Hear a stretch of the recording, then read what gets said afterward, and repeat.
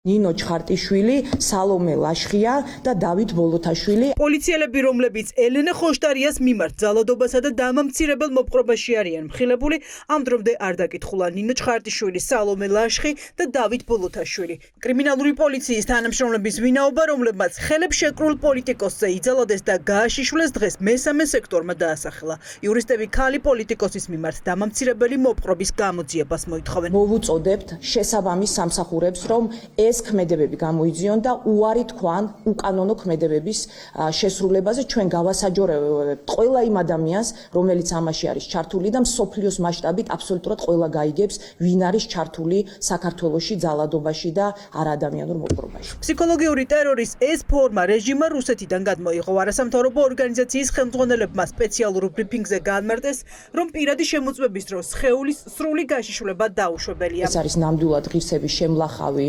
პრაქტიკა, რომელსაც ადგილი აქვს იზოლატორებში. ეს არ არის ქართული პრაქტიკა, ეს არის რუსული პრაქტიკა და ამ პრაქტიკას იყენებენ სამწუხაროდ ეგრეთ წოდებული ჩვენი სამართალდამცველები.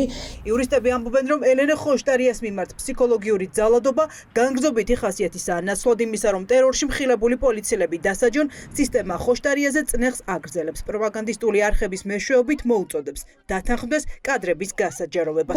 მედია საშუალების, კერძოდ რუსთავი 2-სა და იმედის ჟურნალისტები მისგან დაჟინებით მოითხოვდნენ პასუხის გაცემას შეკითხვაზე, თანახმა იყო თუ არა მის მიმართ განხორციელებული ძალადობის კადრების გამოქვეყნებაზე, რაც წარმოადგენს მსხვერპლი ქალის მიმართ განგრძობითი ფსიქოლოგიური ძალადობის და მეორადად ტრამვირების მცდელობას. მსგავსი ფსიქოლოგიური ზეწოლა წარმოადგენს მსხვერპლი ქალის დაშინებას, რომ მისი ღირსების შემლახავი მოპყრობის კადრები შესაძლოა საჯაროდ მისი ნების საწინააღმდეგოდ პროპაგანდისტული მიზნებით გამოქვეყნდეს. ნებისმიერი პირი, ვინც შეიძლება მართლა დაინტერესებული იყოს სიმართლის გაგებით, გაეცნოს უწყვეტ მასალას. ნებისმიერ მსურველს ოცნების არალეგიტიმური პარლამენტის წევრი ელენე ხოშტარიას ვიდეო მასალის გაცნობისკენ მოუწოდებს.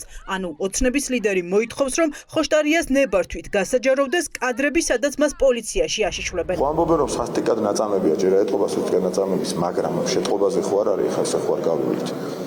მივიდეს ნებისმიერი პირი, ამას თავაზობს შინაგან საქმეთა სამინისტრო და ამ საშინელი წამების კადრებს გაეცნოს. დინარაძის ამ განცხადების შემდეგ უფლებადამცველები ვარაუდობენ, რომ შესაძლოა ელენე ხოშტარიას ღირსების შემლახავი მოპყრობის კადრები რეჟიმმა საჯაროდ მისი ნების საწინააღმდეგოდ გავრცელოს, რაც არაერთხელ მომხდარა. უფლებადამცველები კიდევ ერთხელ განმარტავენ, რომ დაკავებული პირის გაშიშვლება უკიდურეს შემთხვევებში კამერების მიღმა ხორციელდება. დაუყოვნებლივ დაიწყო გამოძიება და მყისიერად, როდესაც საქმე ეხება ქალ დაკავებულს, რომელიც მოწყობ მდგომარეობაში აღმოჩნდა, გაანალიზონ, რომ ამ ქალის უკან არის პირადი ცხოვრება, მას ყავს 4 შვილი, მათი მოწოდება უნდა იყოს გამოძიების დაწყება და არა ის ამორალური და მართლაც დასაგმობი მოთხოვნების გაჟღერება, რომელსაც ვისმენთ ეს დღეებია. ვიდეო კამერის ხების არეალში არ უნდა მოხდეს ადამიანის შიშველი ნაწილები.